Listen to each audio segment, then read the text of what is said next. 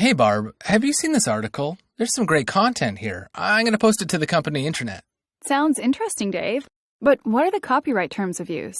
Copyright what? Terms of use. Most of our content subscriptions only cover a limited number of users, so sharing them with the whole company might be an infringement of copyright. Come on. This isn't 1984. I mean, who's going to stop me from uploading a couple articles behind the corporate intranet? Okay. Just because it's technologically possible to email or post an article doesn't make it right. You also need to consider whether it's something you should do. You lost me.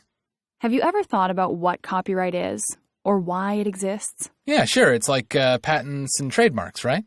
Yes, and copyright also applies to the contents of things like books, journals, magazines, newspapers, and websites. Any fixed expression involving skill and judgment could be covered by copyright. It exists the moment a work is created and enables people to earn a living from their creative efforts. When you want to share or reuse copyrighted content, it's usually a good idea to request permission from the copyright owner. So copyright is about you telling me what I can and can't do so that someone else can get paid?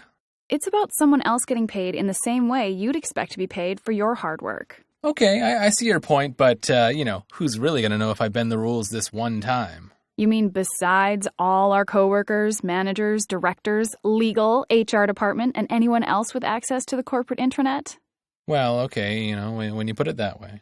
And our company owns its own copyright-protected content, patents, and trademarks, so I think they were serious about the copyright policy we signed with our employment contracts. Oh, wait, what? The corporate copyright policy covers your responsibilities when you use copyright-protected content as part of your job, and is designed to protect the company against liability and embarrassment due to copyright infringement.